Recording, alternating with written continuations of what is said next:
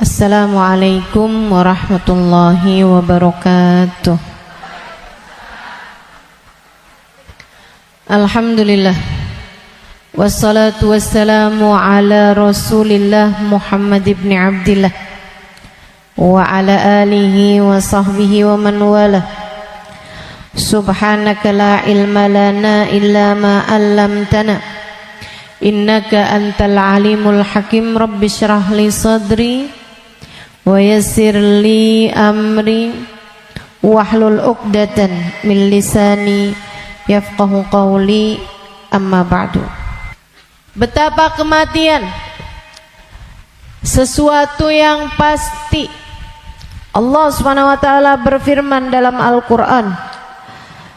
Kata Allah, fa'bud rabbaka hatta ya'tiyakal yaqin. Fa'bud rabbaka hatta ya'tiyakal yaqin. Sembahlah Allah Subhanahu wa taala Tuhanmu. Kamu sembah Allah Subhanahu wa taala hatta ya'tiyakal yaqin. Sampai kapan kita nih diminta buat nyembah Allah? Sampai kapan kita diminta buat ibadah? Kata Allah, hatta ya'tiyakal yaqin, sampai datang sesuatu yang pasti. Apa yang pasti? Ayil maut. Yang dimaksudkan dengan suatu yang pasti itu adalah mati.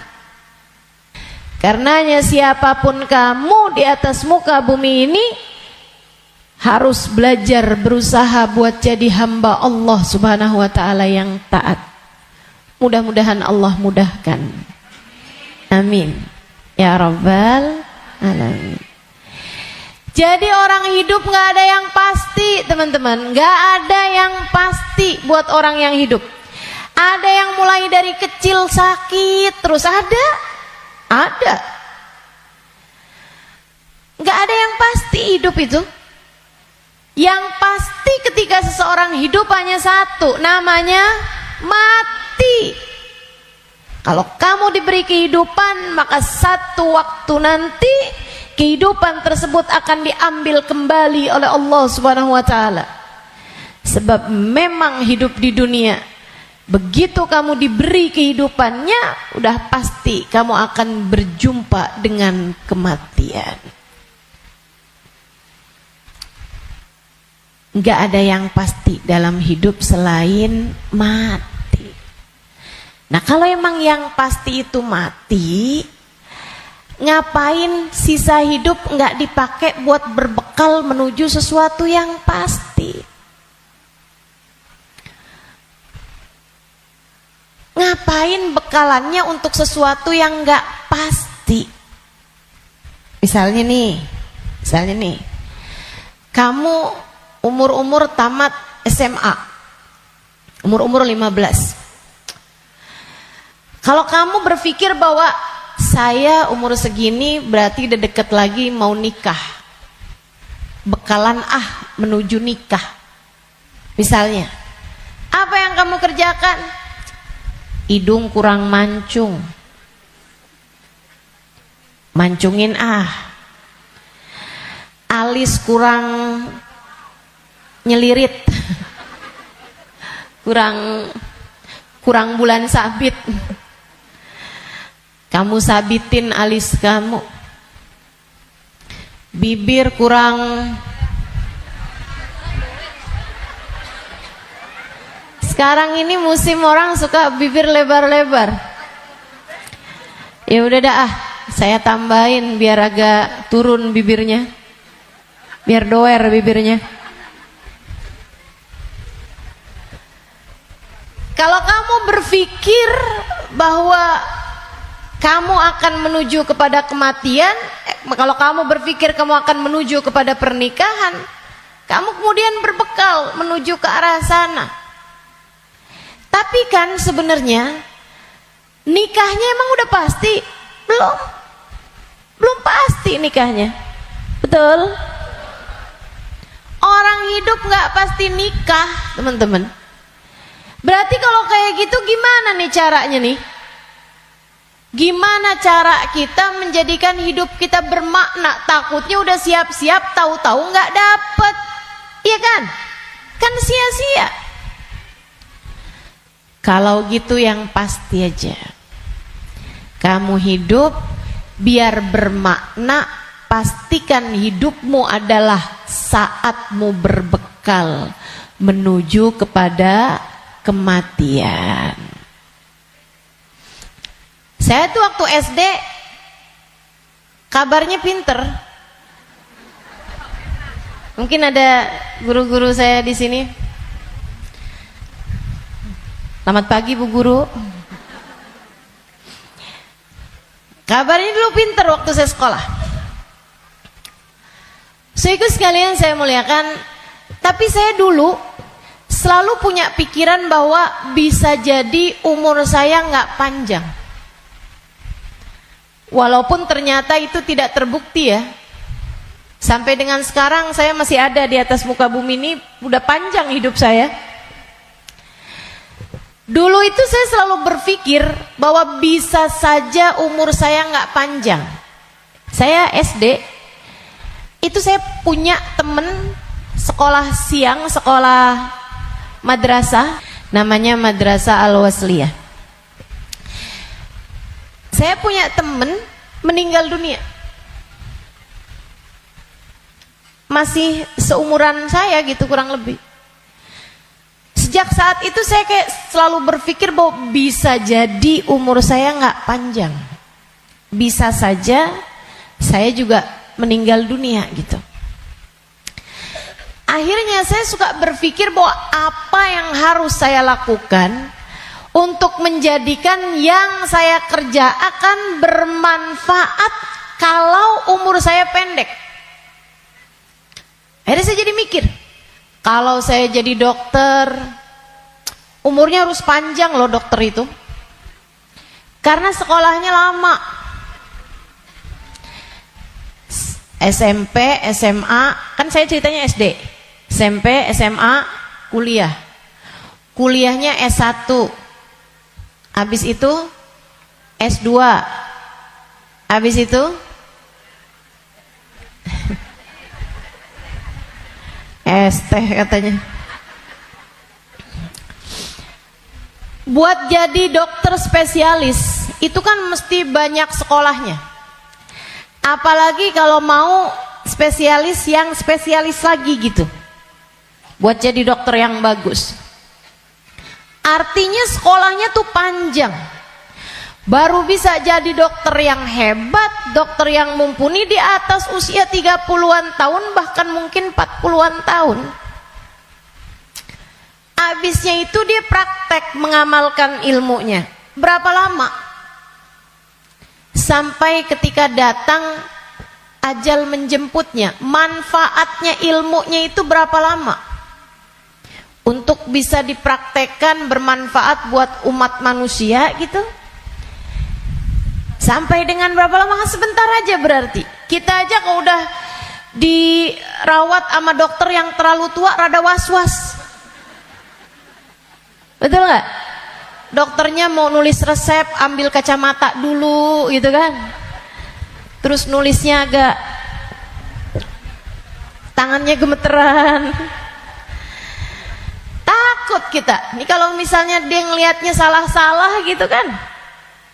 Atau dia mau nyuntik tangannya udah gemeteran. Waduh udah kayaknya rada gimana gitu. Tapi kita sama dokter muda juga kita ragu-ragu. Betul gak? Coba tuh.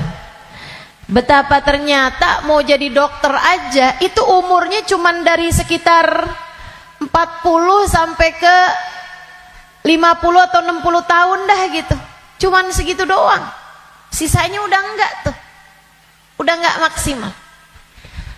Saudaraku sekalian saya muliakan, saya jadi mikir gitu. Wah, kalau gitu enggak usah jadi dokter deh, takutnya umur-umur 30-an tahun saya meninggal, saya enggak bekalan apa-apa nih. Apa ilmu, apa hal yang bisa membuat saya bisa nggak nyesel kalau saya mati muda? Itu yang saya pikirkan lagi zaman saya SD. Hingga akhirnya saya memutuskan untuk saya akan belajar di pondok pesantren.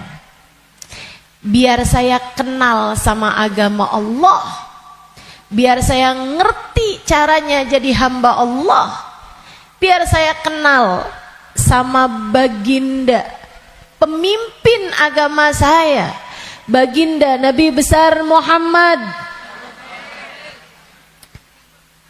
biar saya bisa dekat dengannya, hingga semoga begitu saya meninggal dunia saya dapat berjumpa dan bertemu dengannya. Itu harapan saya.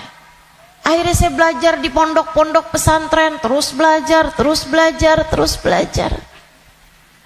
Saudaraku sekalian, saya muliakan, alhamdulillah.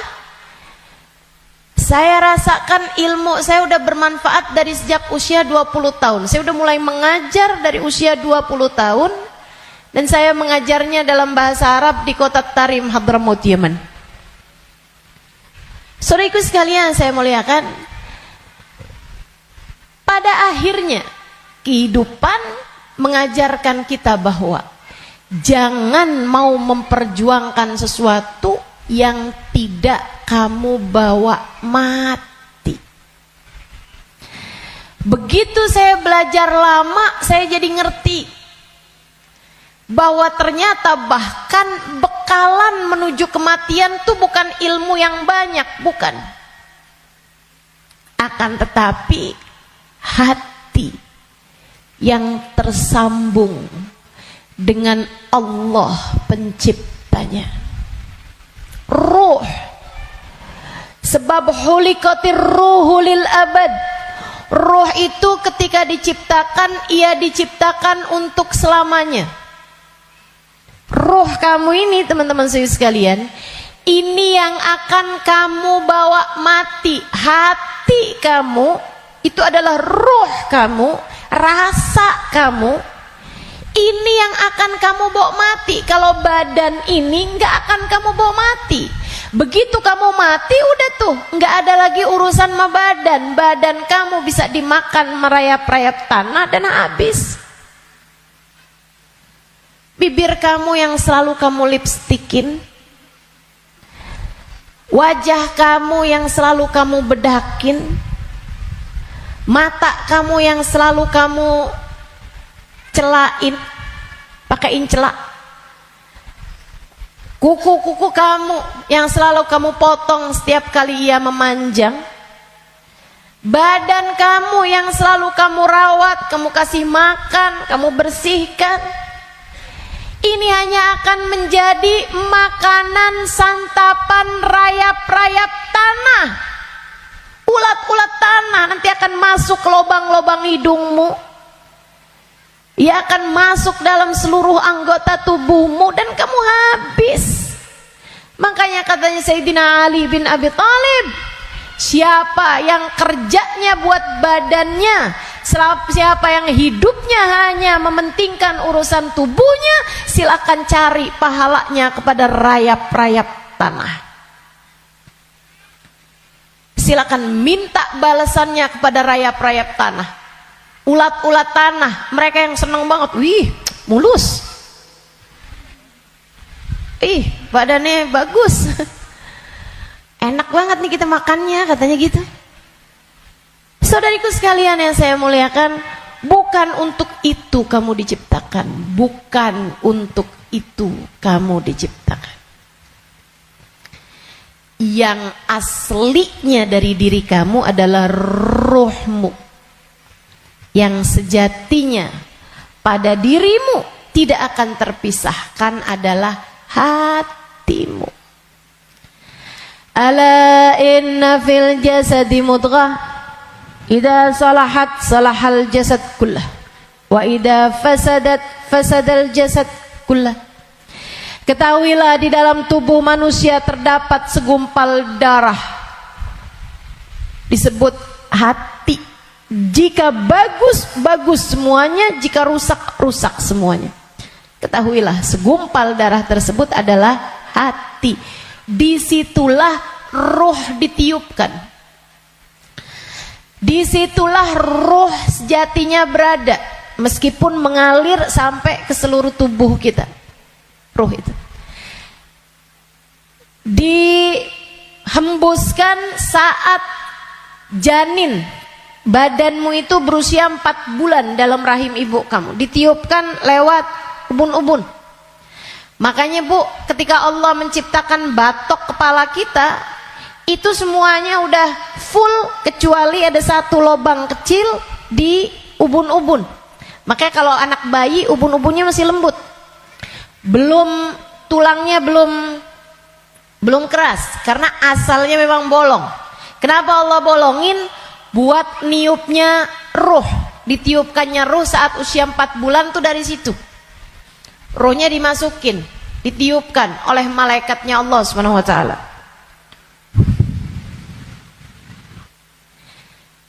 Pusatnya ditaruh di jantung atau di hati, pusatnya tuh ditaruh di hati, menyebar ruh tersebut sampai ke ujung-ujung jari. Itu ruh. Kalau datang kematian, dicabut lagi dari ubun-ubun. Malaikat pencabut nyawa sama halnya dengan malaikat peniup ruh, itu memulai pekerjaannya dari ubun-ubun. Ini nyabut nyawanya juga dari sini. Dicabut dari atas kan, yang duluan hilang yang kaki. Makanya orang kalau mati tuh kakinya duluan yang dingin. Yang lain masih hangat tapi kaki udah dingin, itu berarti sudah memulai proses pencabutan nyawa. Sama kayak ada prosesnya bayi ketika keluar, makanya ada istilah pembukaan 1, pembukaan 2, pembukaan 3 tuh. Sama halnya juga dengan peniupan ruh. Ruh juga begitu. Ketika ditiupkan dan ketika dicabut itu juga seperti itu. Ada masa-masa berhentinya, namanya sakarat. Namanya sekarat. Ala inna lil mauti sakarat, kata Nabi Muhammad sallallahu alaihi wasallam. Ketahuilah, kematian ada sekaratnya. Kematian ada hentakan-hentakannya, enggak sekaligus. Kematian ada tahapan-tahapannya. Ditarik cedek sampai ke lutut. Jadi yang dingin duluan, yang enggak ada ruhnya duluan kakinya. Tarik lagi sampai ke pusar. Pusar kita nih. Tarik lagi sampai ke ulu hati. Banyak orang yang kalau orang tersebut dimurka Allah Subhanahu wa taala, malaikat maut mencabut nyawanya dengan main-main. Dimain-mainin rohnya. Padahal sakitnya setengah mati. Kata Sayyidina Ali bin Abi Thalib, la darba bisayf 30 darbah ahab ilayya min sakrah min sakaratil maut. Badan saya dicacah-cacah pedang 30 kali cacahan pedang lebih saya sukai daripada satu sakaratul maut. Sakit setengah mati.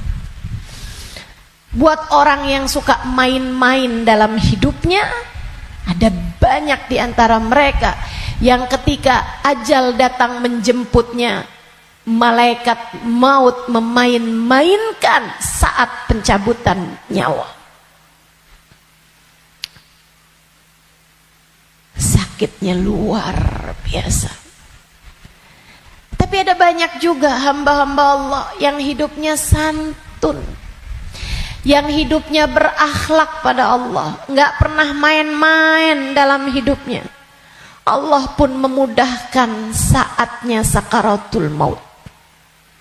Kayak doa orang-orang tua kita, Allahumma hawwin alaina fi sakaratil maut wan najata minan nar. Ya Allah, ringankan saatnya sakaratul maut. Dia nggak bilang, ya Allah jangan ada sakaratnya dong buat kematian saya. Nggak bisa gitu. Atau ya Allah jangan kasih saya sakit saat sakaratul maut. Nggak bisa gitu juga. Karena memang sakaratul maut itu sakit. memang pasti sakit.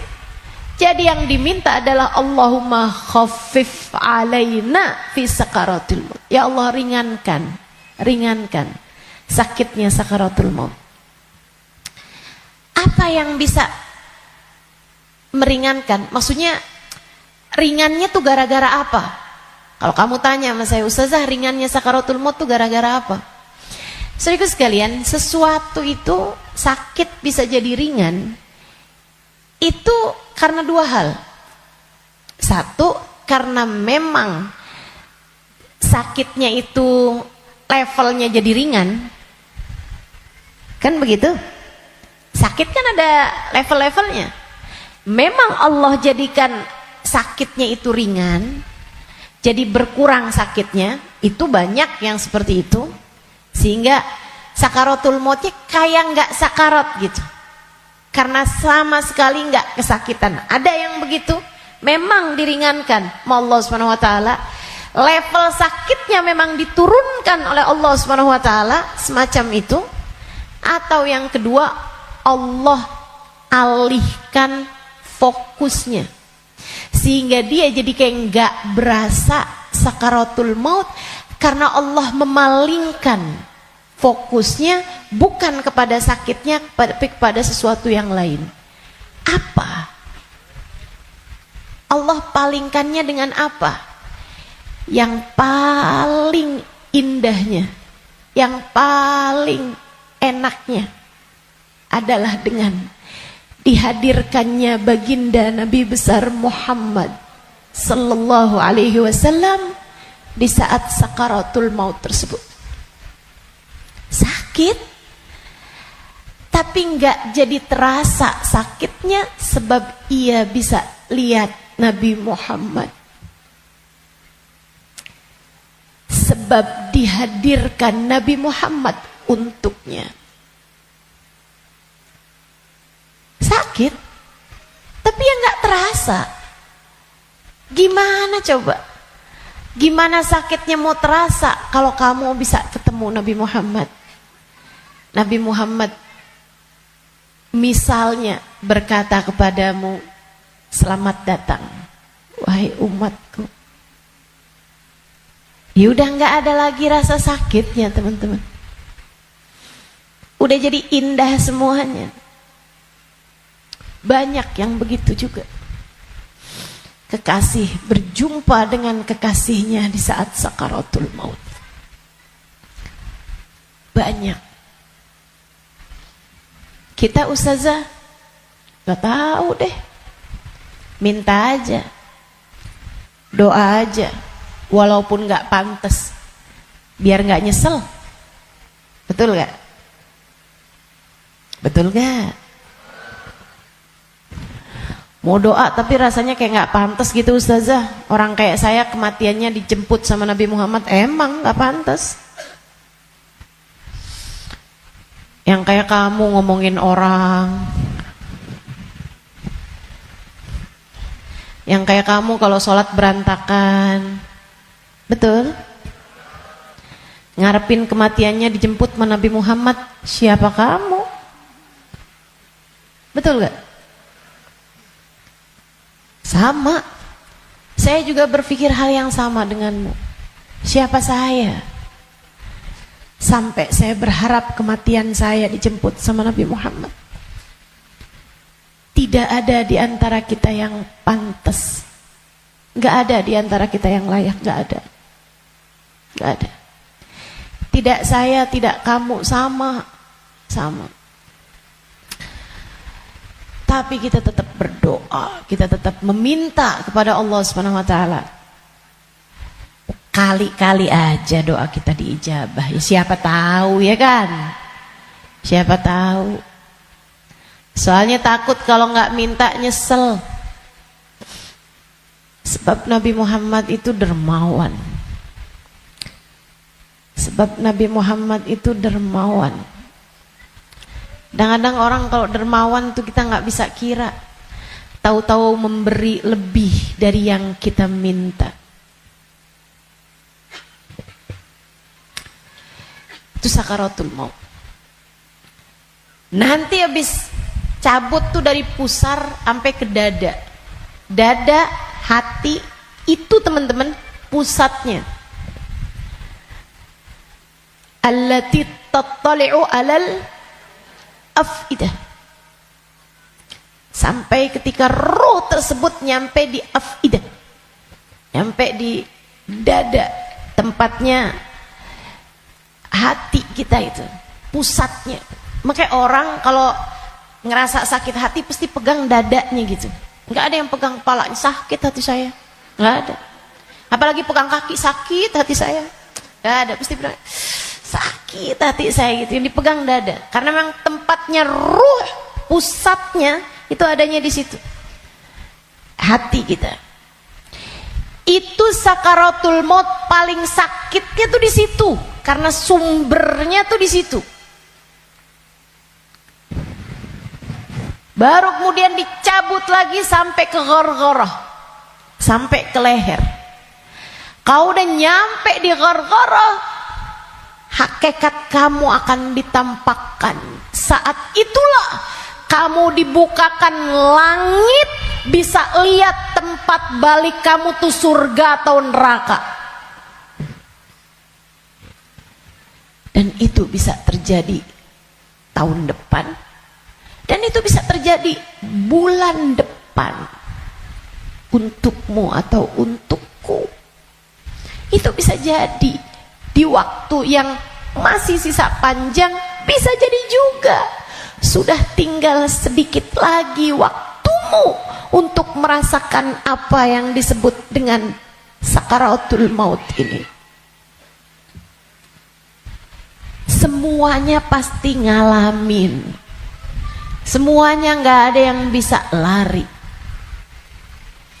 Saat ghargharah, saat nyawa udah sampai di tenggorokan, dibukakan pintu demi pintu, kata Nabi Muhammad. Ketika Nabi bercerita kepada Sayyidah Aisyah, ya Aisyah, man ahabba liqa Allah, ahabballahu liqa'ah, wa man kariha liqa Allah, karihallahu liqa'ah. Wahai Aisyah, siapa yang senang saat perjumpaannya dengan Allah, Allah pun senang berjumpa dengan dia. Siapa yang benci berjumpa dengan Allah, Allah pun benci berjumpa dengan dia. Ya Rasulullah, walakinnana nakrahul maut. Bukannya semuanya takut memati, Rasul? Takut kan gak senang? Bukankah kita semuanya takut mati, Rasul? Kalau takut mati kan artinya kita nggak seneng. Kalau kita nggak seneng, Allah nggak seneng juga dong ketemu kita. Nggak gitu Aisyah. Tapi nanti saat ghargharah, saat nyawa sudah di tenggorokan, Allah akan bukakan langit-langit, dan Allah akan perlihatkan tempat kembali bagi ruh seseorang. Rohnya itu baliknya kemana? Siapa yang ketika dibukakan langit-langit tahu tempat kembalinya adalah neraka, dia pun takut ketemu sama Allah, dia benci berjumpa dengan Allah, Allah pun benci berjumpa dengannya, walaupun dia bunuh diri sekalipun. Dia bunuh diri nih, pengen mati kan orang bunuh diri. Tapi begitu ruhnya sampai di tenggorokan, begitu dia lihat tempat kembalinya adalah neraka, dia pun takut, kepengen gak jadi bunuh diri. Dia pun pengen balik hidup lagi, karena dia lihat ternyata tempat kembalinya adalah neraka yang sangat menakutkan. Dia benci berjumpa dengan Allah, Allah pun benci berjumpa dengannya. Sebaliknya, orang mukmin, orang yang tawadhu, orang yang hidupnya buat nyari Allah, walaupun sebenarnya takut, walaupun sebenarnya ngeri, tapi saat langit dibuka, dia diperlihatkan bahwa tempat kembalinya adalah surga. Dia pun rindu, dia pun ingin, dia pun cinta untuk berjumpa dengan Allah. Dia pun bahagia, dia sukacita berjumpa dengan Allah. Allah pun sukacita berjumpa dengannya. Allah pun suka untuk berjumpa dengannya. Nih, saat ghargharah ini Allah cerita dalam Al-Quran di surat Al-Mu'minun, hatta idza jaa ahadahumul maut qala rabbi rji'un la'alli a'malu salihan fima taraktu kalla innaha kalimatun huwa qailuha wa min waraihim barzakhun ila yaumi yub'atsun. Sadaqallahul azim. Kata Allah, sampai ketika kematian datang kepada kalian,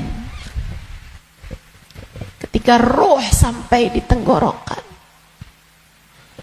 dia akan berkata, Rabbirji'un, balikin saya lagi ya Allah, balikin saya lagi ya Allah. Setahun, biarkan saya tinggal lagi di dunia setahun ya Allah. Nggak boleh sebulan ya Allah, nggak boleh seminggu ya Allah. Minggu depan deh ya Allah, matinya minggu depan aja. Gak boleh minggu depan, sehari ya Allah. Besok mati gak apa-apa, jangan sekarang.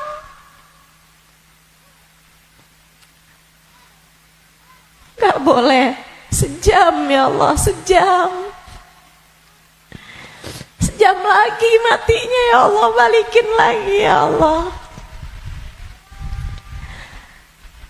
Rabbirji'un la'alli a'malu salihan fima taraktu.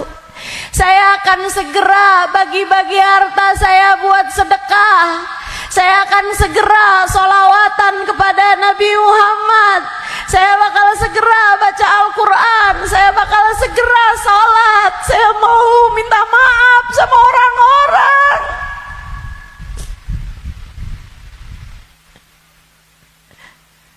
Saya mau minta maaf sama orang-orang.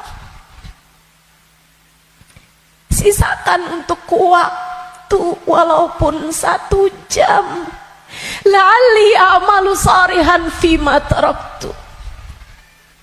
Aku akan mengerjakan kebaikan yang selama ini saya tinggalkan.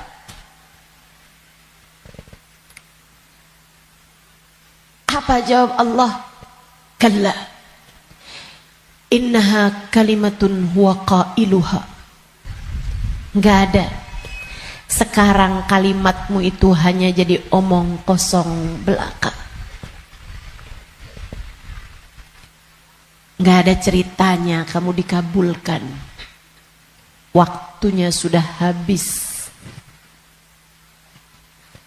Game over. End. Udah habis. Kamu gak punya nyawa cadangan. Kamu gak punya hidup simpanan. Kamu tidak sedang dalam masa percobaan. Begitu kamu masuk usia balik, semua sudah mulai tercatat untukmu. Tak ada lagi waktu untuk kembali. Innaha kalimatun huwa qailuha. Itu hanya sekedar kalimat disampaikan begitu aja. Kamu minta balik, enggak ada ceritanya. Wa min waraihim barzakhun ila yaumi yub'atsun. Sekarang waktunya kamu hidup di alam barzakh sampai hari kiamat datang.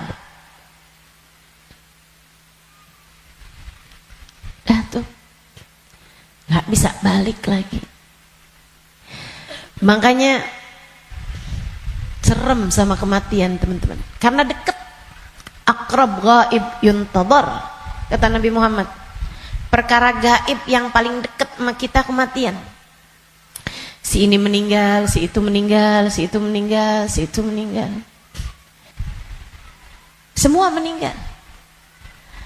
Maka sebagaimana kamu melihat satu hari ada jenazah diangkut, satu waktu jenazah kamu yang diangkut.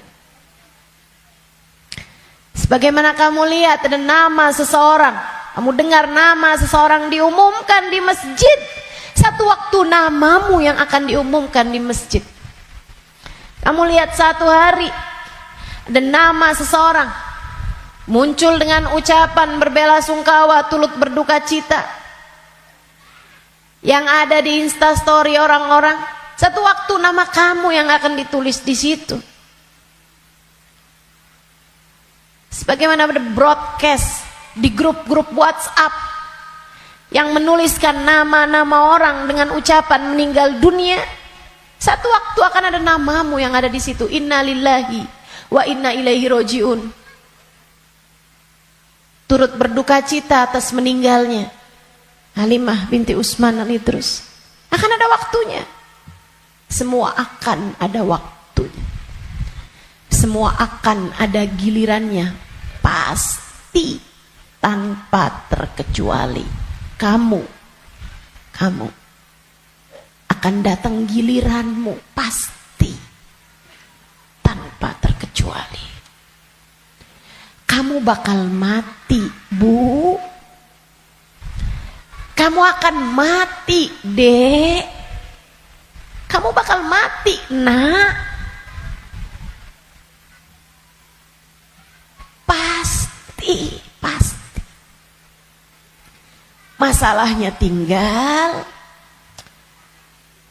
akankah Allah berkenan menerimamu? Saya tuh dulu suka liatin tulisan kalau ada orang meninggal dunia, semoga rohnya diterima di sisi Allah. Saya suka mikir gitu, ya masa ditolak, ya diterima lah. Fakta membuktikan. Kita nggak pernah lihat ada orang habis meninggal dunia terus balik lagi. Lah, bukannya kamu seminggu yang lalu meninggal? Oh nggak diterima. Pernah? Nggak pernah. Ya saya suka pikir gitu, jadi terima lah. Masa mau ditolak? Orang meninggal mau meninggal gitu. Tapi sesudah saya belajar, tuh waktu saya kecil mikirnya begitu. Sesudah saya belajar di pondok pesantren, belajar terus. Saya jadi paham betapa berartinya ucapan itu. Sebab kamu, saya, ketika meninggal dunia akan menjadi salah satu dari dua kelompok orang. Ada yang ruhnya diterima di sisi Allah dengan penuh keridhaan. Ada yang ruhnya diusir dari rahmatnya Allah, sebab Allah murka kepadanya.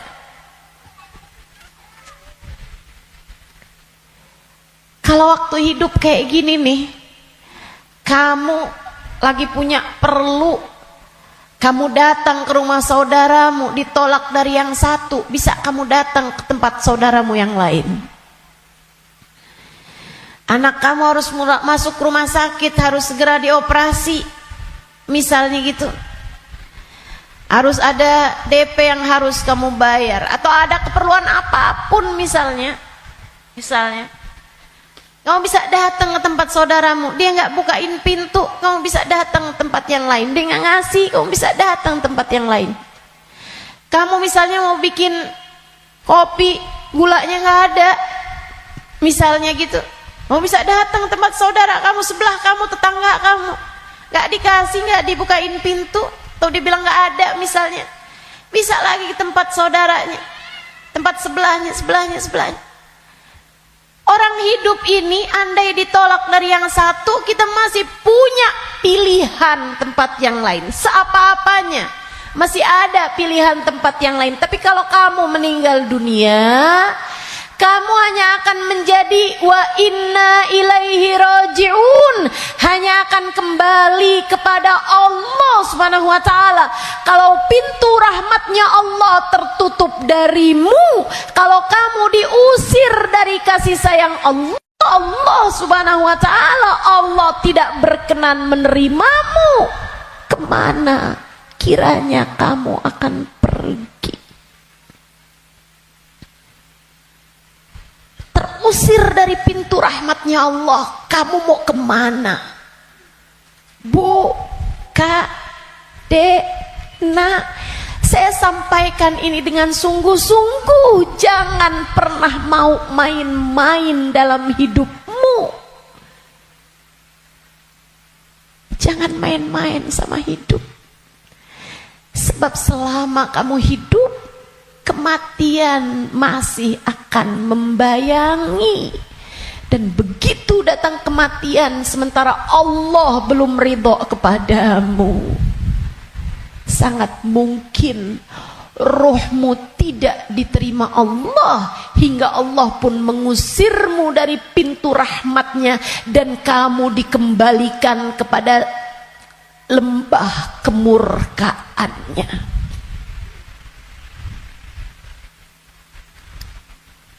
Dimurka Allah Subhanahu wa taala. Dimurka Allah Subhanahu wa taala. Enggak enak. Kita tuh dibenci sama suami kita aja rasanya enggak enak. Kita dibenci sama saudara kita aja setengah mati, enggak enak rasanya. Bukan begitu? Bayangkan kalau kamu datang ke rumah Allah, kamu datang kepada Allah, sementara Allah mengusirmu dan tidak ridho kepadamu serta benci kepadamu, dan kamu gak bisa balik lagi ke atas muka bumi ini, kayak apa rasanya? Dalam keabadian kamu dimurka, dalam keabadian kamu dibenci, dalam keabadian kamu tersiksa.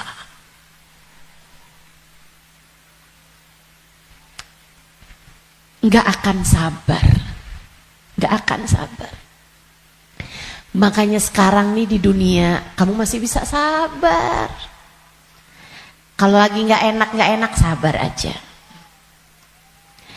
Malam-malam ngantuk mau tahajud, yang sabar. Bangun tahajud, yang sabar.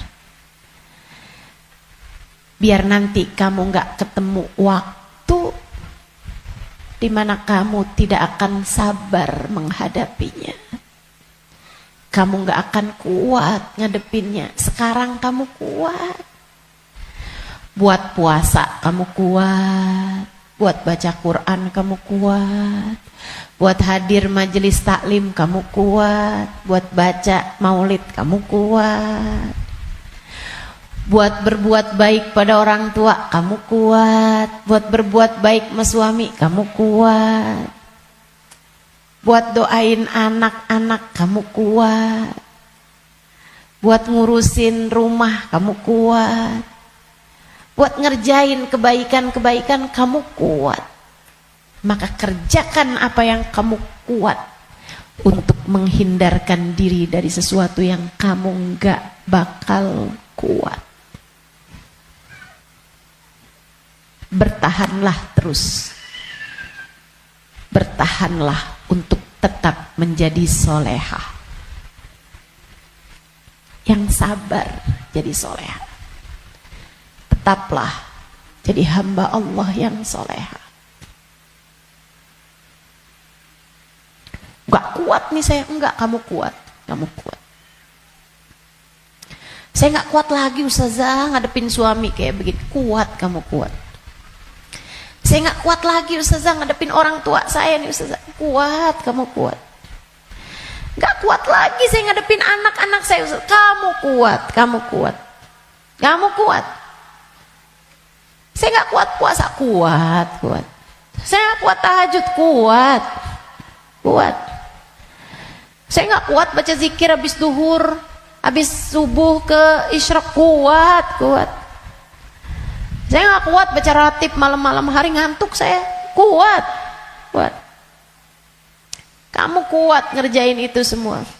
Saya nggak kuat ustazah buat berbuat baik sama semua orang. Saya pengen marah aja semuanya. Enggak, kamu kuat. Jangan marah-marah, jangan marah-marah. Kamu kuat. Teman-teman saya sekalian, yang nggak kuat kalau kamu mati dan kamu terusir dari rahmatnya. Yang kamu nggak kuat kalau sampai di dalam kubur ruhmu disiksa, kamu nggak akan kuat. Yang nggak kuat kalau kamu datang malaikat yang menanyai dalam kuburan dan kamu nggak bisa jawabnya, hingga kemudian malaikat tersebut mulai menyiksamu, kamu nggak akan kuat. Sisanya di dunia ini kamu kuat.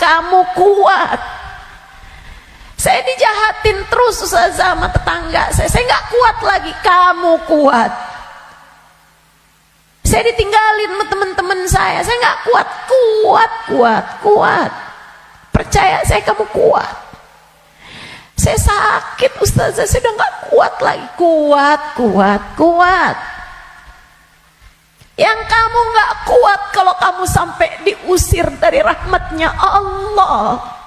Yang kamu gak kuat kalau ruhmu keluar, dan bisa jadi itu bulan depan, bisa jadi itu minggu depan. Saat ruhmu keluar dan kamu ngelihat tempat kembalimu adalah neraka, kamu nggak akan kuat.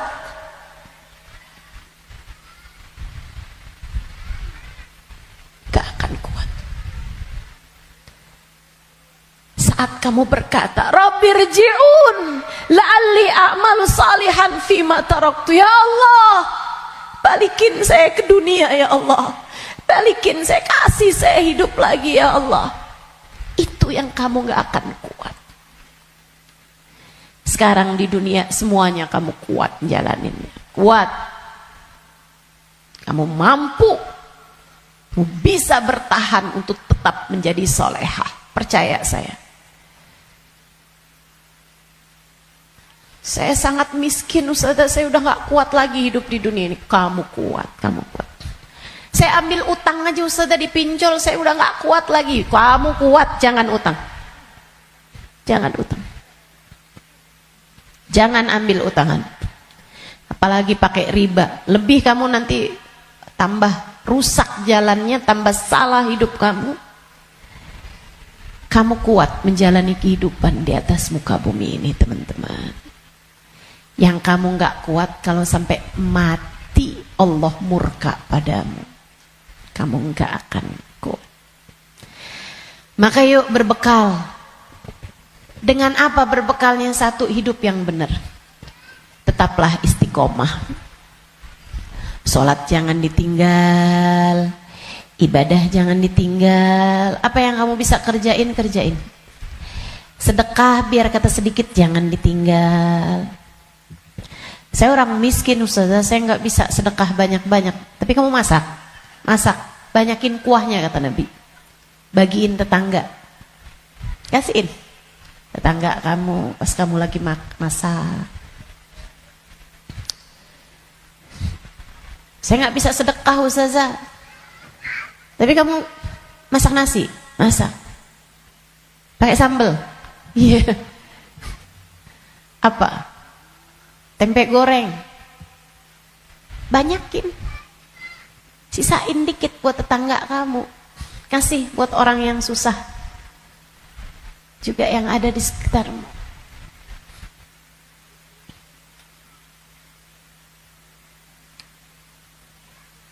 Itu pesan Nabi kita Muhammad SAW.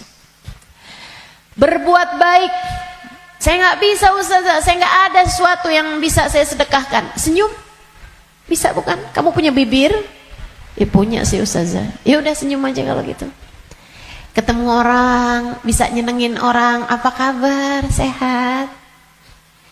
Atau Saat kamu bangun di waktu malam, kamu angkat tanganmu, kemudian kamu bilang, ya Allah, sayangi tetangga-tetangga saya ya Allah, sayangi teman-teman saya ya Allah, ampuni dosa-dosa mereka ya Allah, orang di kampung saya ya Allah, ampuni dosa-dosanya ya Allah.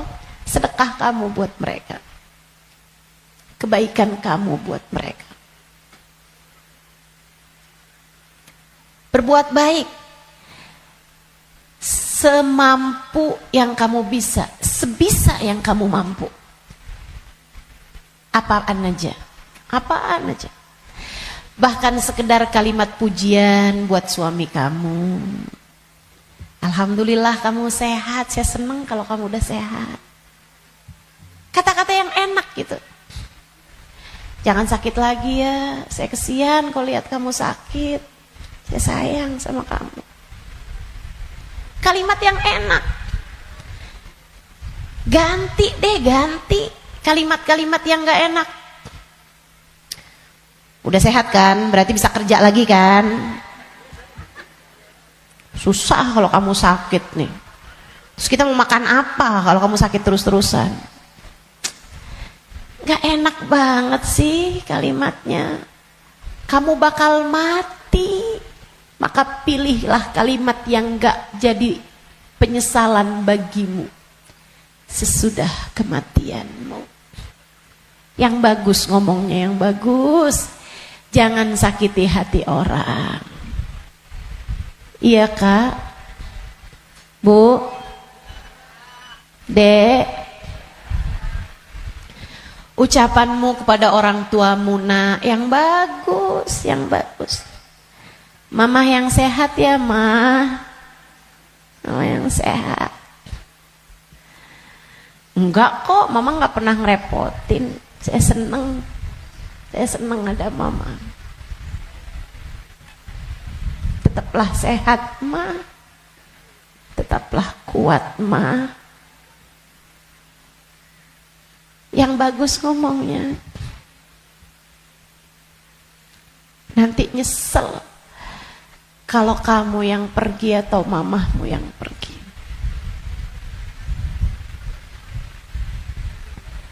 Kepada abahmu, ayahmu, gitu juga. Ngomong yang bagus-bagus aja. Biar gak tambah banyak penyesalanmu ketika datang ajal menjemputmu. Apapun dari kebaikan yang bisa kamu lakukan, lakukanlah. Udah gak usah kayak mikir-mikir, saya mau pakai kerudungan kapan ya? Gak usah. Sekarang orang senegeri udah pakai kerudungan semua kok. Selagi kamu perempuan ya pakai penutup aurat. Saya nggak tahan Ustazah, saya nggak kuat pakai jilbab. Kuat kok. Semua kuat. Bismillah. Bismillah. Lakukan kebaikan, jangan tinggalkan. Sebab seperti mana kamu hidup, seperti itulah kamu akan mati. Jika kebaikan yang kamu lakukan dalam hidupmu, kamu hanya akan berjumpa dengan kebaikan-kebaikan sesudah kematianmu. Kebaikan kamu lakukan karena Allah, Allah akan membalasmu dengan kebaikan-kebaikan dari sisinya. Dan itu akan sangat menyenangkan. Kama ta'ish tamut. Sebagaimana kamu hidup, seperti itu pula lah kamu akan mati. Maka tetaplah istiqomah di jalan Allah. Itu bekal utama. Bekal keduanya, selalulah berdoa, selalulah meminta kepada Allah agar dikaruniai husnul khatimah. Sering-sering minta, ya muqallibal qulub, tsabbit qalbi ala dinik. Wahai zat yang membolak-balikan hati, tetapkanlah hati kami berada dalam keimanan kepadamu. Selalulah berdoa, Rabbana la tuzigh qulubana ba'da idh hadaitana wa hab lana min ladunka rahmatan innaka antal wahhab. Ya Allah, jangan pernah kau cabut hidayah iman yang telah kau anugerahkan kepadaku. Anugerahkanlah pula untuk kami rahmatmu. Sesungguhnya engkau adalah zat yang maha memberi. Selalulah berdoa, Ya Allah biha, Ya Allah biha, Ya Allah bihusnil khatimah, Ya Allah biha, Ya Allah biha, Ya Allah bihusnil khatimah. Ya Allah, aku mohon padamu, Ya Allah, aku minta padamu husnul khatimah, Ya Allah. Akhir kehidupan yang baik.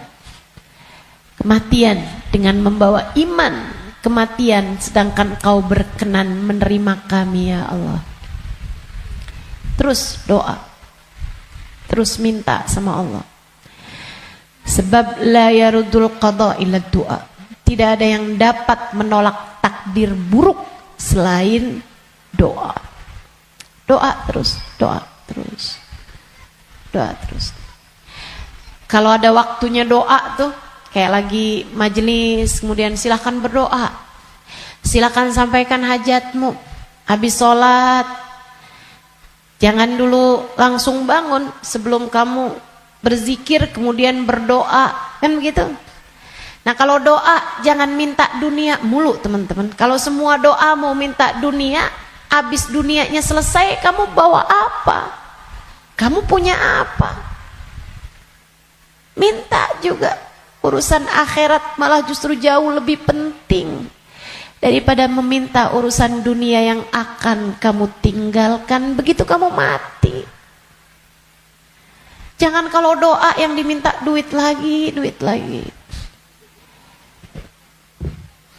Jangan kalau doa yang diminta jodoh lagi, jodoh lagi. Atau biar hati suami nggak berpaling, itu aja yang kamu minta. Biar suami nggak poligami, ustazah, itu terus doa saya ustazah. Bukan hanya itu yang kamu perlukan teman-teman. Doa urusan dunia tuh kalau bisa sekedarnya aja. Karena hidup di dunia ini qalil, sedikit, katanya Imamul Haddad, tabalagh bil qalili minal qalili. Bekelan dunia ini sedikit aja lah, karena dunianya itu emang sedikit. Dikit lagi juga mati.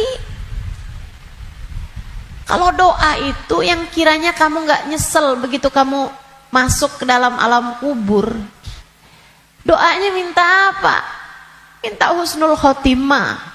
Doa minta Allah ridha, minta biar Allah selamatkan, minta biar Allah bahagiakan kalau kamu ada di dalam kuburan, minta biar Allah bahagiakan ketika nanti kamu di padang mahsyar.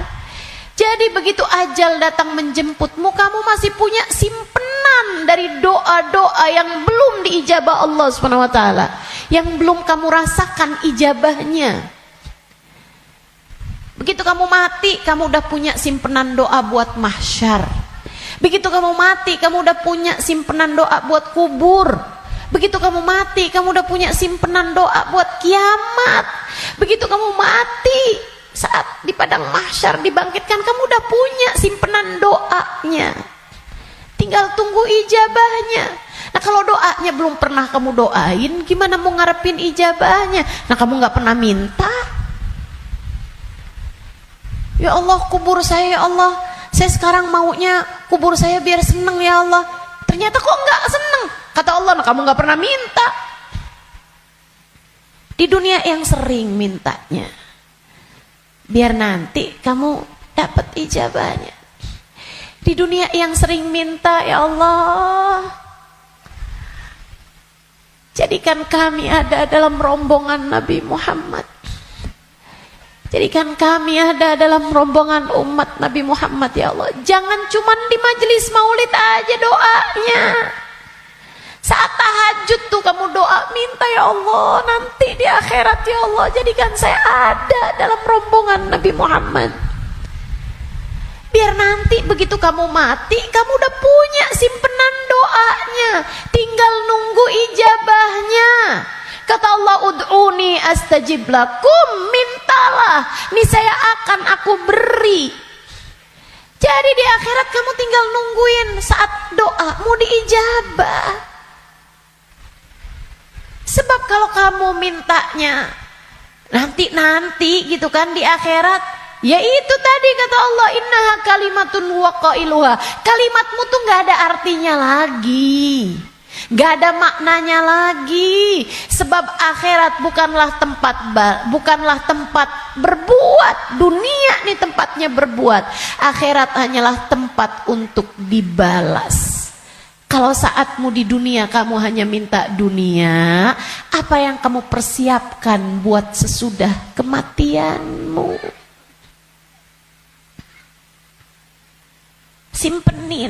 Simpenin doa-doa yang banyak buat akhirat, karena akhirat itu jauh lebih panjang, jauh lebih penting, jauh lebih berarti, jauh lebih bermakna. Dunia ini hanya sebentar, teman-teman. Jangan sampai nyesel. Jangan sampai nyesel. Doa. Doa tidak pernah hanya sekedar. Itu adalah semua yang kamu perlukan. Kita semua perlu doa. Semua perlu doa. Makanya banyak-banyak doa. Minta sama Allah agar kehidupan kamu sesudah kematian menjadi kehidupan yang menyenangkan. Amin ya Rabbal. Satu tadi istiqomah taat, bekal menuju kematian ya. Yang kedua tadi apa? Doa. Yang ketiga, teman-teman saudaraku sekalian, bekal menuju kematian itu ampunan dari Allah Subhanahu wa taala. Itu bisa kamu dapat dengan memohon ampunan, beristighfar dan bertaubat, meninggalkan dosa-dosa. Kamu mau berbekal menuju kematianmu, tinggalin dosa. Tinggalin dosa. Tinggalin dosa. Udah deh, ucapkan selamat tinggal buat dosa-dosa. Adik-adik yang sudah umur 20-an tahun, belum datang jodoh, Ustazah saya pacaran ya. Jangan. Kenapa Ustazah? Dosa. Tinggalin dosa. Kamu belum tentu punya waktunya buat taubat. Kamu belum tentu sisa waktumu itu mencukupi untuk kamu bertaubat. Nggak usah deket-deket sama dosa. Ya Ustazah, kalau nggak pacaran kita nggak nikah Ustazah. Siapa bilang? Banyak kok orang-orang nikah nggak pakai pacaran. Dan banyak juga orang pacarannya sama siapa, nikahnya sama siapa. Betul? Betul?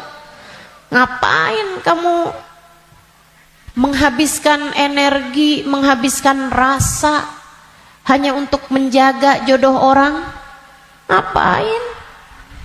Udah jauh lebih aman kamu gak usah jagain jodoh orang, kamu jagain hidup kamu sendiri. Sebab yang akan mendapatkan balasannya adalah dirimu sendiri. Dek, Nabi Muhammad tuh seneng sama pemuda-pemuda yang taat, lebih daripada senengnya Nabi Muhammad sama orang-orang tua yang taat. Jadi kamu gak usah nunggu tua buat taat. Kamu gak usah nunggu tua buat deket sama Nabi Muhammad. Justru di saat kamu masih muda, andai pun kamu nanti sampai tua, justru di saat muda nih kesempatan kamu buat deket sama Nabi Muhammad. Sebab Nabi seneng sama pemuda-pemudi yang hidup dalam menjalani taat kepada Allah Subhanahu wa taala. Dijanjiin barengan sama Nabi Muhammad.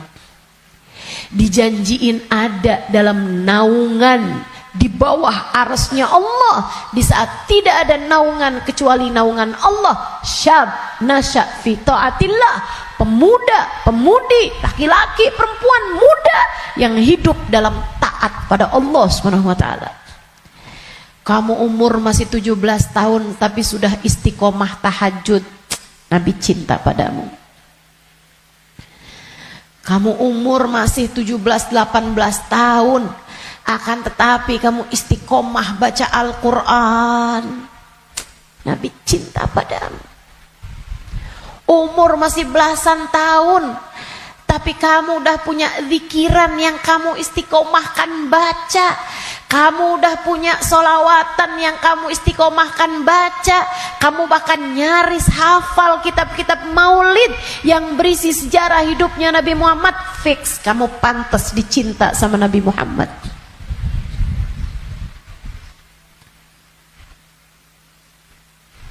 Kamu punya kesempatan besar untuk bisa jadi orang yang kelak di hari akhirat nanti membersamai Nabi Muhammad. Tinggalin dosa, dek, tinggalin dosa, gak ada pentingnya. Kamu gak akan seneng nantinya sama dosa itu. Kelihatannya kayak bagus tapi bikin sumpek. Kelihatannya kayak enak tapi bikin hati gelap. Kelihatannya kayak membahagiakan padahal itu hanya akan menyusahkan hidupmu saja. Tinggalin dosa. Semua yang ada di sini, yang tua, yang muda, tinggalin dosa, tinggalin dosa. Itu cara kamu biar bisa berbekal menuju kematian yang indah. Yang terakhir, kamu pengen berbekal menuju seindah-indah kematian adalah dengan mencintai orang-orang soleh. Gaulmu itu loh benerin. Gaulnya sama orang bener, biar kamu bisa bener. Sayangnya sama orang bagus di mata Allah, orang soleh, orang solehah. Sayangnya sama ulama, sayangnya sama guru-guru, gitu kan? Sama ustadz, sama ustadzah, sama kiai, sama bunyai, sama habib, sama habibah, sama hubabah. Itu bikin kamu bisa jadi orang-orang yang meninggalnya nanti dalam keadaan-keadaan yang indah. Tentu di akhirat kita semuanya ingin dikumpulkan dengan orang-orang baik. Maka kalau kamu di akhirat nanti dikumpulkan orang baik, caranya adalah bersamalah dengan mereka dari sejak di dunia. Bersamalah dengan mereka dari sejak di dunia. Hadirlah di majelis-majelis ilmu, yang seneng dengerin kajian-kajian dari para ulama, yang seneng melantunkan bersama-sama maulid, solawat, istighfar bareng-bareng, doa bareng-bareng, qiyam bareng-bareng.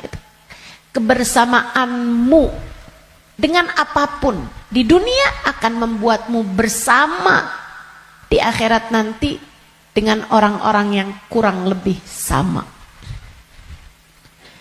Hadirnya, senangnya di majelis-majelis ilmu, majelis-majelis dzikir, majelis maulid kayak begini, sangat pantas nanti dikumpulinnya di akhirat dengan orang-orang soleh-solehah.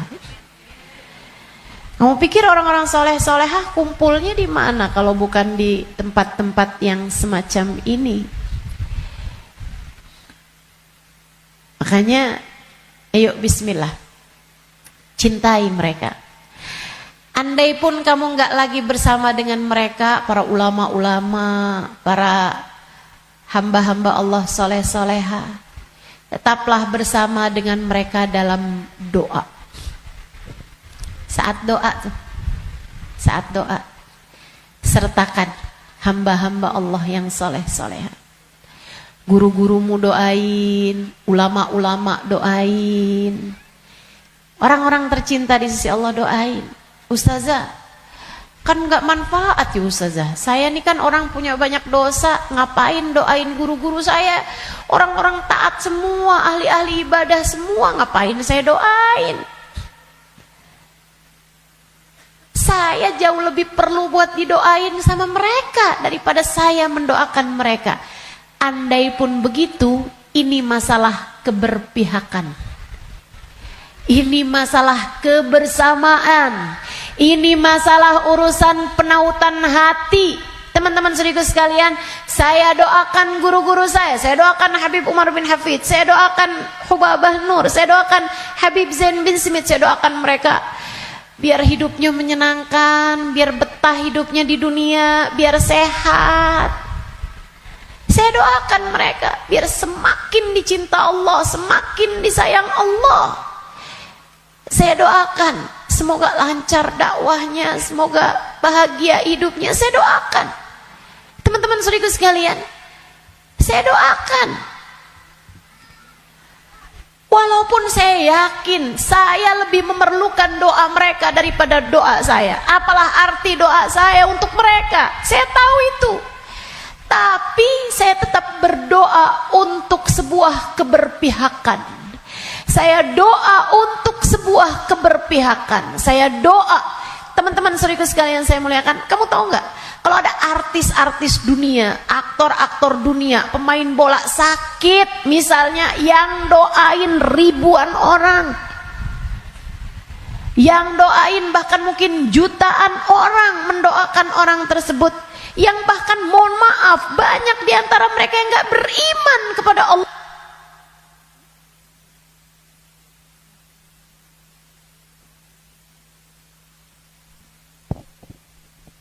Yang bahkan banyak di antara mereka yang tidak beriman kepada Allah Subhanahu wa taala.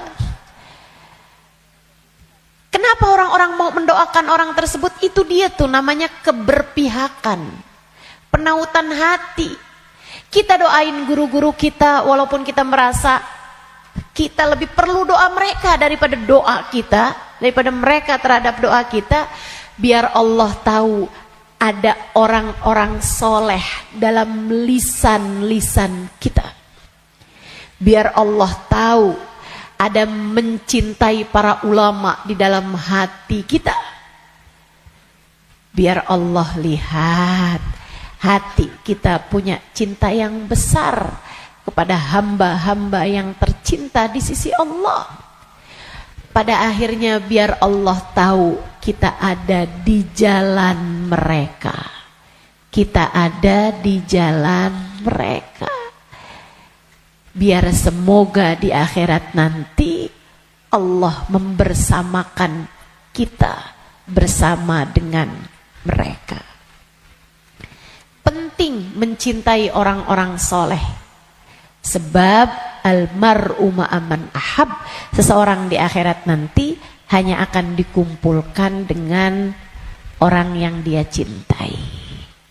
Dan yang paling penting buat kita cintai, nomor satu, yang ada di puncaknya adalah baginda kita Nabi besar Muhammad. Maka bekal terbesar untukmu datang di negeri akhirat adalah dengan kamu mencintai dan banyak menyebut nama Nabi Muhammad dalam solawat-solawatmu kepadanya. Kata beliau, siapa yang suka memuliakan akhir-akhir segala sesuatu, Allah akan memuliakan akhir kehidupannya dengan husnul khotimah.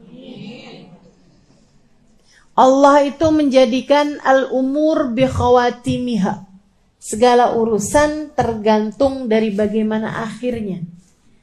Kata Nabi kita Muhammad sallallahu alaihi wasallam, al-umur bi khawatimiha. Segala urusan tergantung dari bagaimana akhirnya. Kita punya kehidupan, ini tergantung dari bagaimana akhirnya. Demikian pula dengan keadaan-keadaan kita. Allah SWT menjadikan akhir-akhir segala sesuatu tuh yang paling bagusnya. Kayak makanan aja, kata Nabi Muhammad, al-barakah fil akhir. Berkah adanya di akhirnya. Makanya jangan ninggalin sisa di makanan. Yang paling berkahnya justru ada pada bagian akhirnya.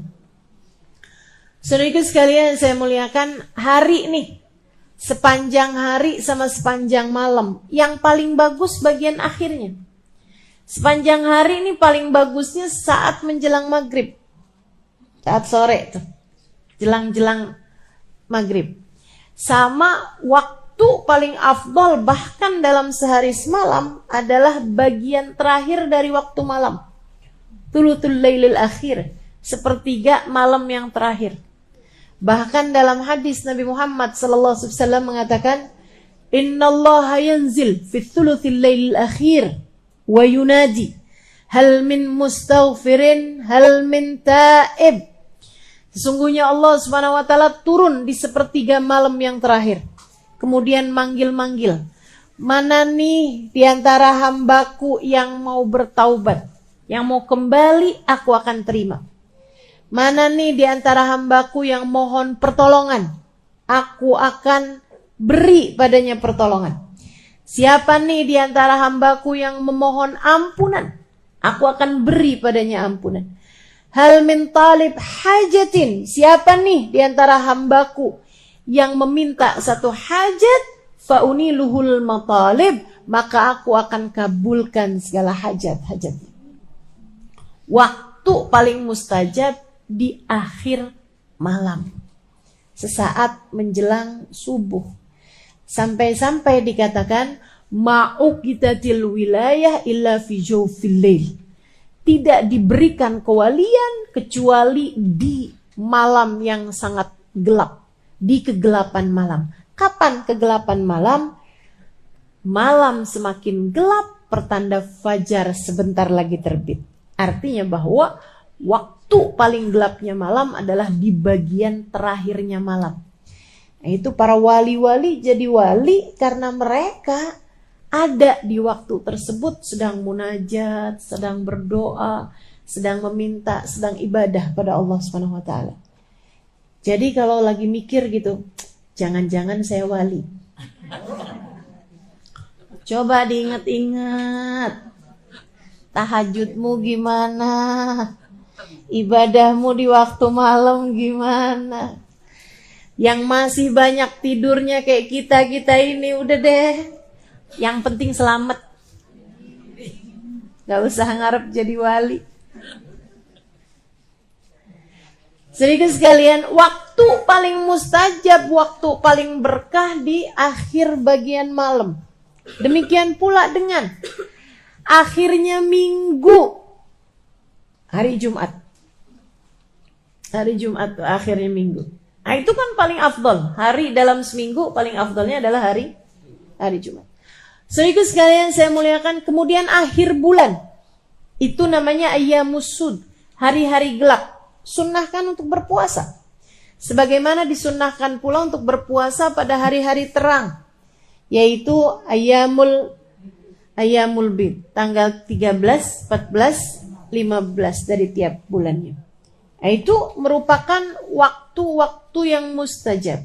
Termasuk juga yang segera akan kita jelang secara khusus, yaitu akhir tahun kita ini. Waktu yang sangat mulia. Beliau mengatakan, Habib Umar bin Hafid mengatakan, kamu kalau pintar menghormati akhir tahun, akhir hari, akhir malam, gitu kan ya? Akhir dari segala sesuatu kamu suka muliakan, maka Allah Subhanahu wa taala akan memuliakan hidupmu dengan akhir yang terbaik. Kita nih hidup nih, mau kayak gimana kita jalaninnya, tetap nilainya tuh di bagian final. Sama tuh kayak orang lomba mau maraton kah, lomba mau cepet-cepetan setir mobil misalnya, lomba mau cepet-cepetan apapun aja, itu urusannya sama akhir, teman-teman. Gak ada orang ceritanya lomba maraton siapa yang paling cepet jalan di awal, gak ada. Pasti apakah dia nyampe garis finish apa enggak, apakah dia nyampe bagian akhirnya apa enggak. Yang awalnya santai-santai bahkan paling belakang, kalau akhirnya dia sampai di garis finish dalam keadaan paling awal, dia terhitungnya adalah juaranya, pemenangnya. Demikian pula dengan hidup kita. Andai ada orang sepanjang hidup berbuat dosa, kata Nabi kita Muhammad sallallahu alaihi wasallam, "Lau anna imra'an", andai ada seseorang dia ngerjain perbuatan dosa sepanjang hidupnya, kemudian di akhir hidupnya dia bertaubat, di akhir hidupnya dia kembali, kemudian dia diakhiri hidupnya dalam keadaan baik, maka dia akan masuk ke dalam surga Allah Subhanahu wa taala. Orang nih kafir sepanjang hidup, begitu akhir kehidupannya masuk Islam. Biar kata baru semenit masuk Islamnya, surga akhirnya. Semua tergantung dari gimana akhirnya. Saudara sekalian saya muliakan, namun sebaliknya juga, dan ini yang kita ngeri. Andai ada orang ngerjain taat seumur hidup, tapi akhir kehidupannya dia mengerjakan dosa yang membuat Allah Subhanahu wa taala murka hingga mencabut iman dari dalam hatinya, dia mati su'ul khatimah, maka tak ada jatah darinya dari kesenangan akhiratnya Allah Subhanahu wa taala. Dia hanya akan menjadi salah satu dari calon-calon penghuni api neraka. Semua tergantung dari bagaimana akhirnya. Nah, kita mau menuju akhir kehidupan kita nih. Gak ada loh orang yang jalannya mundur menuju kematian, gak ada. Gak ada orang yang tambah lama, tambah muda tuh gak ada. Emang tambah lama ya tambah tua, teman-teman. Tambah lama, tambah deket mau waktunya mati. Itu udah pasti. Karenanya kalau kepengen akhir kehidupannya dalam keadaan baik, yuk belajar buat memuliakan akhir-akhir segala sesuatu. Salah satunya adalah dengan kita memuliakan akhir tahun kita ini. Sehingga semoga nantinya saat akhir kehidupan kita, Allah memuliakan kita dalam husnul kematian yang indah, kematian yang bagus, kematian yang bagus. Nah, apa nih yang mesti kita lakukan nih di akhir-akhir tahun semacam ini, teman-teman saudara sekalian? Yang paling penting mesti banyak-banyak minta ampunan dari Allah Subhanahu wa taala. Istighfarnya mesti kita perbanyak. Emang dosanya banyak, minta ampunnya kan mesti banyak juga. Katanya ulama, kalau kamu ngerasa nggak bisa nyamain ahli ibadah dalam ibadah mereka, sekurangnya samain ahli taubat dalam permohonan ampun mereka. Kita mau nyusulin para wali nih dengan ibadahnya. Ya, saya udah tahu lah siapa diri saya. Dan saya rasa teman-teman juga ya 11-12 lah sama saya. Kan begitu? Ibadah kita serba terbatas, teman-teman sekalian. Quran kita terbatas, sholawatan kita terbatas. Ibadah malam kita terbatas, sedekah kita terbatas, lapar puasa kita terbatas, apalagi jaga hati kita terbatas, apalagi segala macam saya terbatas. Kayaknya yang gak terbatas itu cuma dosa.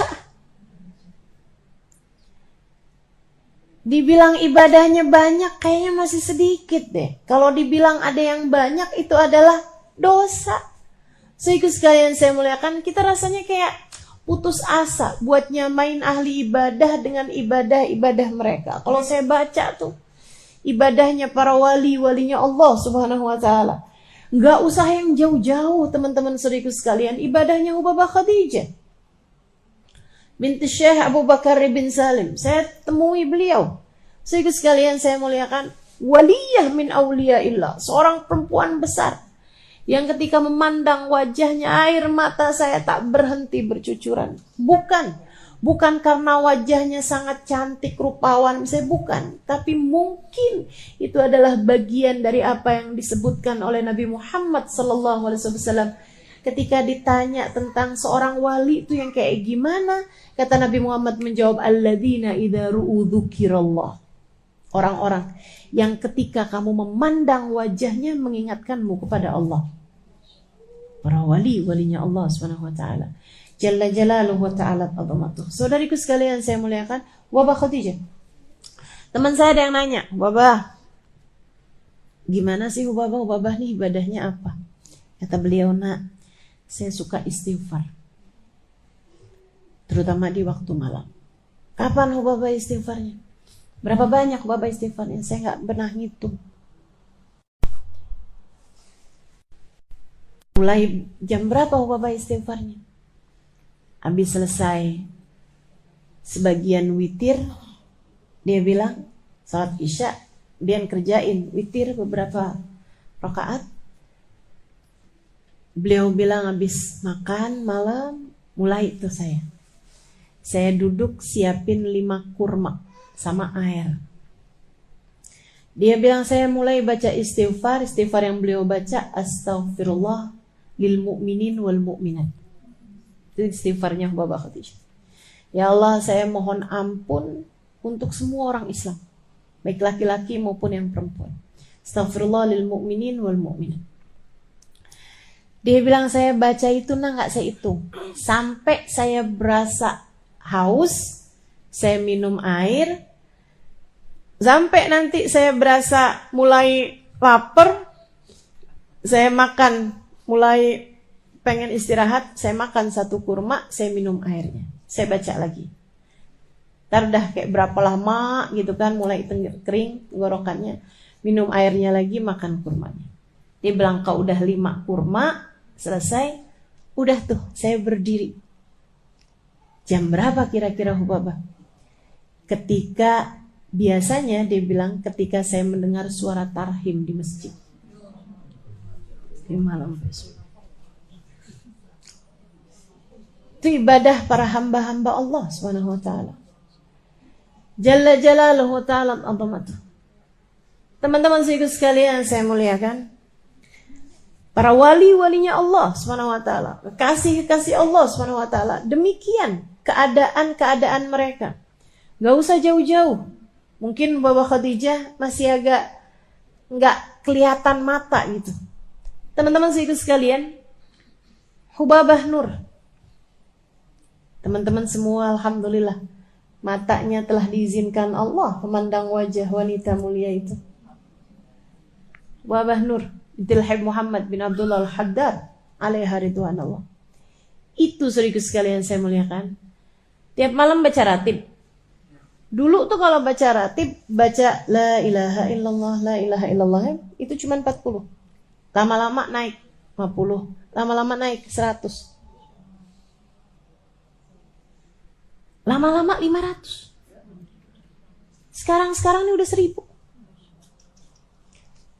Saya baca ratib sama beliau di salah satu perjalanan, nih kok la ilaha illallahnya lama banget. Saya bilang, wah, khalasna. Itu udah selesai nih baca ini. Dia bilang alaf Halimah. Ya Allah Tuhan, alaf banyak. Masya Allah. Beliau, saudaraku sekalian saya muliakan, ada tuh teman-teman saya ajakin waktu itu bulan Ramadan. Habis selesai buka puasa, diundang sama beliau sholat berjamaah, lagi kurang sehat. Maghrib, habis selesai sholat maghrib, beliau yuk awabin masing-masing nggak jamaah. Habis selesai awabin, beliau bilang, Halimah, saya kalau bulan Ramadan gini saya qadha sholat biar kita dapat nih pahalanya kan lipat-lipat nih kalau bulan Ramadan. Barangkali ada sholat kita dulu yang kurang sempurna. Beliau kemudian qadha sholat maghrib, qadha sholat maghrib, isya, qadha sholat isya gitu ya. Sholat maghrib berjamaah. Udah. Habis selesai beliau bilang, kita mau sholat tasbih. Tahu kan sholat tasbih? Isya, habis isya, ba'diyah isya sama awabin 6 rakaat. Habis itu sholat qadha 3 rakaat maghrib. Habis itu sholat tasbih 4 rakaat dengan baca tasbihnya kan 300 kali itu kan. Masya Allah, Masya Allah. Sampai teman-teman saya pada bolak-balik nanya, Ustazah sholat apa lagi nih? Ini sholat apa lagi? Kita belum selesai apa sholatnya. Masya Allah.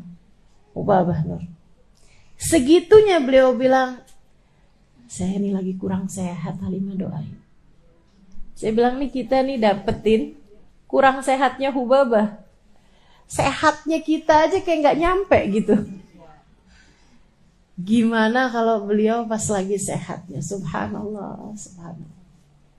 Ibadah, teman-teman sekalian. Ibadah. Kita gak bisa nih nyamain ibadahnya ahli ibadah. Ya sekurangnya lah kita nyamain istighfarnya, permohonan ampunnya ahli taubat. Biar jangan sampai ibadah banyak kagak, dosa banyak iya tapi gak dapetin ampunan banyak. Biar sekurangnya ibadahnya kurang, dosanya banyak, istighfarnya, permohonan ampunnya juga biar banyak. Insya Allah. Jadi di akhir tahun semacam ini teman-teman sekalian, yuk kita banyak-banyakin istighfar.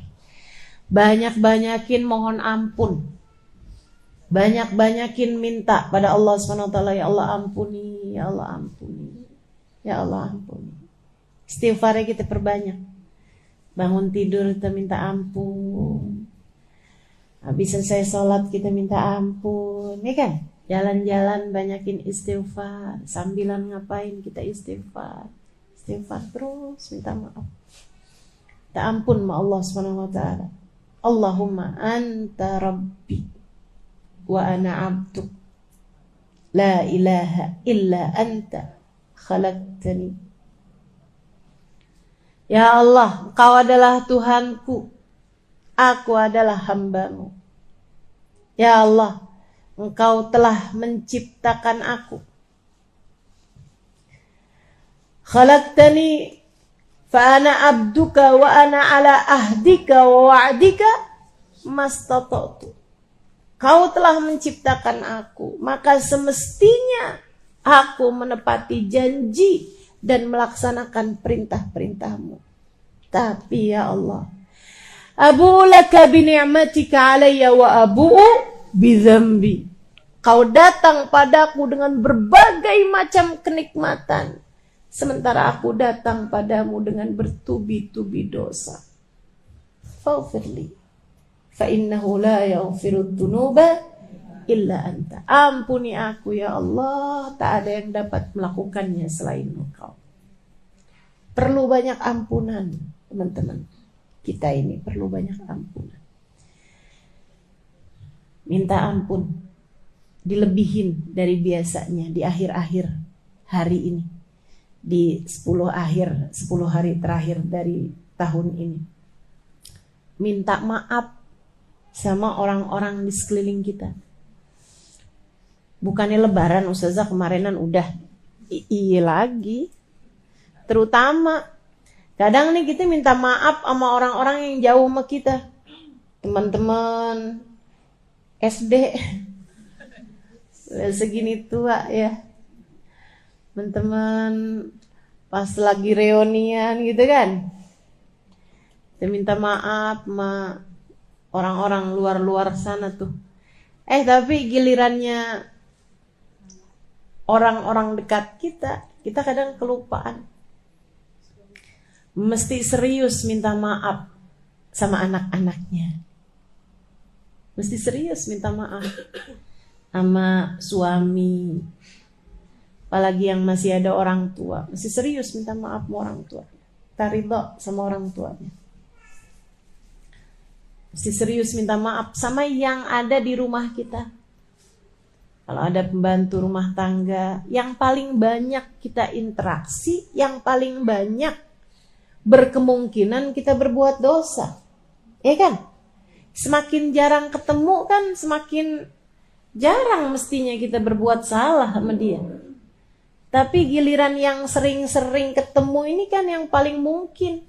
Ada ucapan kita yang gak benar, gak enak. Ada perlakuan kita yang menyinggung perasaan. Ada perbuatan kita yang merendahkan.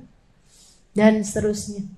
Buat yang pada masih punya suami, penting buat minta halal, minta ridha suaminya. Gak usah nunggu sakit. Pas lagi sakit baru minta maaf. Takutnya mati mendadak. Mati gak pakai sakit kan kapan tuh mau minta maafnya? Mendingan mesti sering-sering aja minta maaf. Mesti sering minta ridha. Ini di hari-hari terakhir dari tahun ini nih. Pas lagi ada kesempatannya yang enak, minta maaf. Teman-teman saya sekalian. Memang sering ketemunya pasti sering banyak salahnya kan? Betul gak? Jarang-jarang ketemunya ya insya Allah jarang-jarang juga salahnya. Mudah-mudahan Allah ampuni dosa-dosa kita. Ustazah, kalau kita bikin salah sama orang tua, kita bikin salah sama suami, itu antara kita sama dia dosanya. Iya, antara kita sama dia dan antara kita sama Allah. Dua-duanya tuh. Kenapa gitu? Sebab Allah minta kita buat hormat sama mereka. Sebab Allah minta kita buat hormat sama suami kita. Karenanya misalnya nih, kita bikin salah yang suami nggak tahu. Luaran kita ngomongin suami kita, misalnya suami kita nggak denger, nggak tahu.